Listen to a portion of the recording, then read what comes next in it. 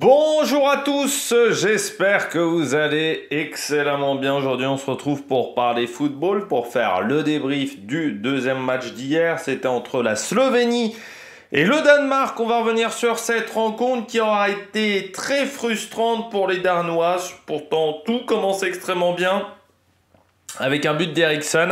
Mais ensuite, ça s'est vraiment bien dégradé, surtout en deuxième mi-temps, et ça renforce nos inquiétudes sur le Danemark, surtout quand on se souvient de la dernière Coupe du Monde face à une équipe de Slovénie qui aura joué sa carte jusqu'au bout. N'hésitez pas à vous abonner à la chaîne, à réagir dans les commentaires, à mettre un pouce bleu, à partager la vidéo sur les réseaux sociaux, notamment auprès de vos proches. Je pensais que ça peut les intéresser. Dans les commentaires, n'hésitez pas à me dire qui vous a plu, qui vous a déçu. TikTok, les shorts, juste après la mi-temps, lors des grandes compétitions, notamment le cyclisme avec le Tour de France. Si vous avez les moyens et que vous voulez soutenir mon travail, vous pouvez faire un super thanks et je remercie les gens qui le font. Vous avez également la capacité, si vous voulez me soutenir, de rajouter la petite cloche, comme ça vous êtes au courant des dernières vidéos qui sortent sur la chaîne. Et plus vous cliquez rapidement sur une notification, sur une miniature de vidéo, plus elle est mise en avant par YouTube. Et je remercie les gens qui le font, qui cliquent rapidement sur les miniatures. Slovénie-Danemark, un match qui était intéressant. Pourquoi Slovénie qui n'a pas participé à la compétition depuis 2000, donc on sentait bien qu'elle allait avoir beaucoup d'attentes pour cette formation, pas simple de sortir des phases de poule pour la Slovénie face à une équipe du Danemark qui, c'est vrai, s'est qualifiée plutôt tranquillement, mais qui a eu une Coupe du Monde 2022 qui avait été quand même pas loin d'être catastrophique après un Euro 2021 qui pourtant avait été plus que réussi après les problèmes cardiaques de Eriksson. Donc on se demandait est-ce que cette équipe danoise allait réussir à rebondir, allait réussir à bien démarrer son tournoi face à une équipe du Slovénie qui certainement allait bétonner à l'arrière et allait tenter de croire en ses chances jusqu'au bout. Eh bien, ça n'a pas été un match facile pour les Danois. On commence avec la Slovénie. Très clairement, en première mi-temps, ils n'ont pas proposé grand-chose. Les Slovènes, on peut même dire qu'ils n'ont quasiment rien proposé pendant 50 minutes, 55 minutes. C'est-à-dire, on défend bloc bas et on attend que l'adversaire vienne à nous, quoi. C'est ce qui s'est passé pendant toute la première mi-temps. De toute façon, vous voyez la possession en fin de match. Elle est extrêmement faible, hein. On est sur du 32%. C'est un petit peu une possession de balle à la marocaine, pour dire, pour la Slovénie. Mais ça a été un petit peu la stratégie en se disant on résiste le plus possible. On aurait pu croire que lorsque le Danemark allait marquer, on allait peut-être changer de stratégie, sauf que pas du tout. On est resté dans cette même idée de défendre au maximum. Le problème du côté de la Slovénie, c'était les relances. Parce que comme ils défendaient extrêmement bas, eh bien, ils avaient beaucoup de mal à ressortir le ballon pendant très longtemps. Ils ont eu beaucoup de mal à faire les 100 premières passes. Les 100 premières passes, ça a mis, je crois, plus de 40 minutes quasiment pour faire 100 passes. Il a fallu une mi-temps quasiment complète pour arriver au chiffre de 100 passes. Et surtout, comme on relançait extrêmement bas, c'était très difficile d'avoir des bonnes précisions au niveau des passes. Ils se sont fait pas mal intercepter le ballon. Je trouve qu'au niveau défensif, ça manquait aussi pas mal d'agressivité. Alors je vois pourtant ils sont à 12 fautes. Mais je trouve qu'en première mi-temps, ça manquait cruellement d'agressivité sur les tacles. Je trouve que voilà, c'était un petit peu trop léger. Et puis surtout, il n'y avait pas de ballon pendant très longtemps de temps dans cette rencontre. Et puis, pas assez de pression du côté du milieu aussi au niveau défensif. C'est-à-dire quand on joue sur un bloc bas, le milieu défensif doit essayer d'aller très vite sur le porteur de balle. Sauf que là, ce n'était pas du tout le cas. Les milieux de terrain étaient plutôt vraiment quasiment au niveau des défenseurs à certains moments. Et ça, c'était pas forcément l'idée du sexe qui a permis aux Danois de tirer énormément au but en première mi-temps. Moi j'ai bien aimé par contre leur fin de deuxième mi-temps où ils ont été offensifs. Alors c'était un petit peu feu follet, mais je trouve que les attaquants ont proposé énormément d'appels pour essayer de créer du danger dans cette défense danoise et très souvent ça a marché. Le souci c'est qu'il y a eu quand même un manque de réalisme dans le dernier geste, un manque de justesse technique parce que seulement 2 tirs cadrés pour 11 tirs au total. C'est un peu léger au niveau international. Du côté du Danemark, ça manquait cruellement de mouvement. Quand vous êtes dans une situation où vous avez un bloc bas face à vous, il faut créer du mouvement, notamment avec le jeu sans ballon. C'est là où le jeu sans ballon devient hyper important. Il faut qu'il y ait des appels un petit peu de partout. Il faut créer de l'indécision dans la défense adverse, qui n'a jamais été le cas de la part du Danemark. La seule indécision, c'est quand vous avez le but danois, mais en fait le but danois, c'est surtout les Slovènes qui arrêtent de jouer pendant 15 secondes. C'est pas trop ce qui leur passe par la tête. Après une touche, ils ont complètement arrêté de jouer. Et ça permet aux Danois de marquer facilement parce que Eriksson, il avait 4 secondes pour armer sa frappe au moins, ce qui était énorme. Donc, un manque de mouvement, je trouve, offensif pendant quasiment toute la rencontre. Même en fin de match, quand il y avait un peu plus d'espace, ils n'ont jamais réussi à créer du mouvement. Par contre, un énorme milieu au niveau de la récupération. C'est vrai que le milieu de terrain a extrêmement bien marché dans ce domaine-là.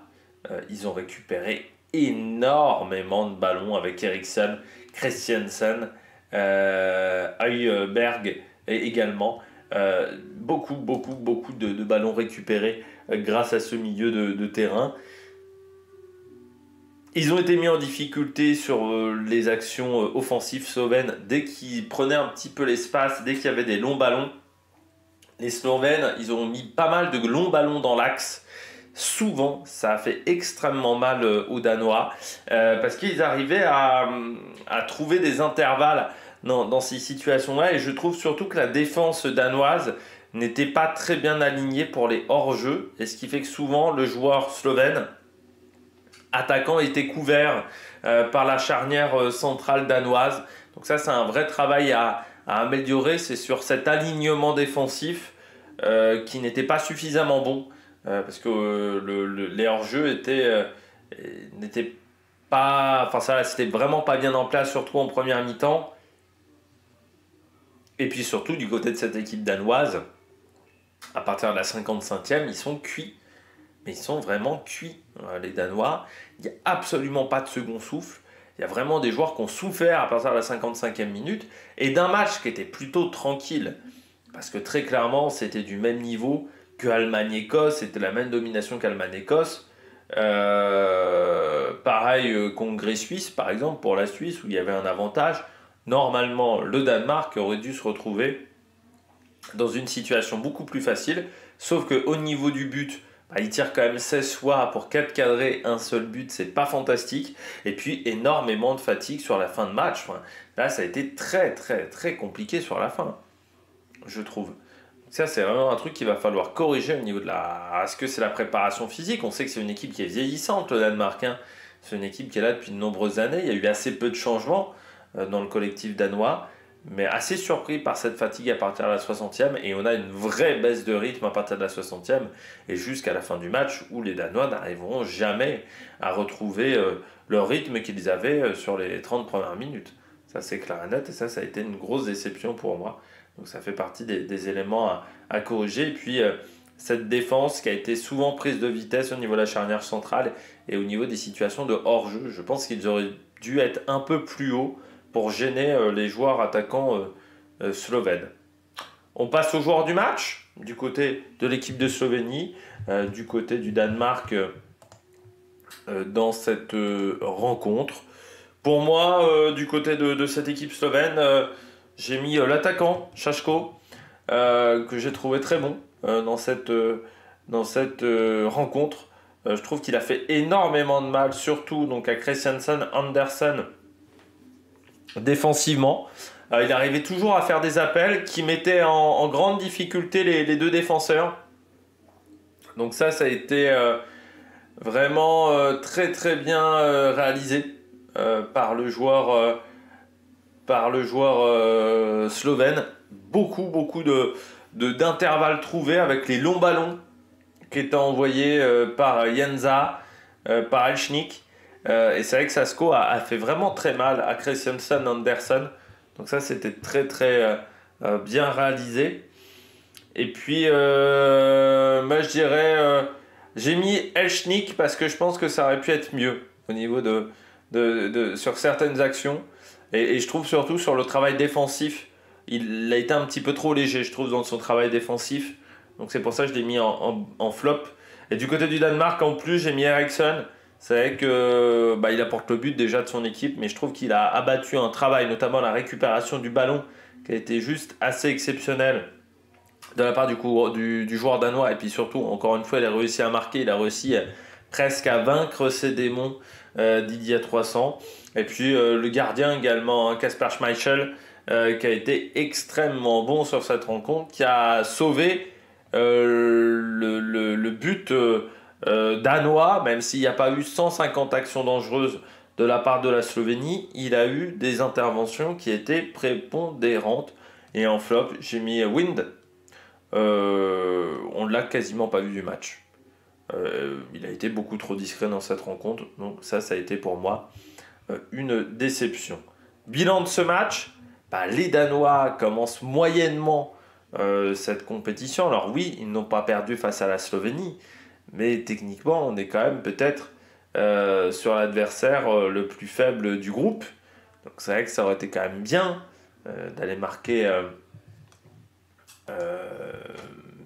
un but, vu qu'on sait que la Serbie, c'est quand même une équipe qui va être dangereuse, et surtout l'Angleterre. Donc c'est vrai que le Danemark, pour moi, a été décevant dans ce match. Et la Slovénie, c'est une équipe, la Serbie devra s'en méfier. Je pense que la Serbie pourrait se faire avoir par cette équipe slovène, et c'est un peu comme l'équipe polonaise. Il va falloir vraiment s'en méfier, hein. Ça va pas être qu'un petit poussé, ça va être vraiment le poil à gratter du côté de ce groupe C, pardon. Ça va être très dangereux, donc il faudra faire vraiment attention de la part des adversaires, les prochains adversaires de la Slovénie. J'espère que vous avez aimé cette vidéo. Si vous avez aimé cette vidéo, n'hésitez pas à vous abonner à la chaîne, à réagir dans les commentaires, à mettre un pouce bleu. Et puis nous, on se retrouve pour de nouvelles aventures sur la Maniac Production. Ciao, ciao!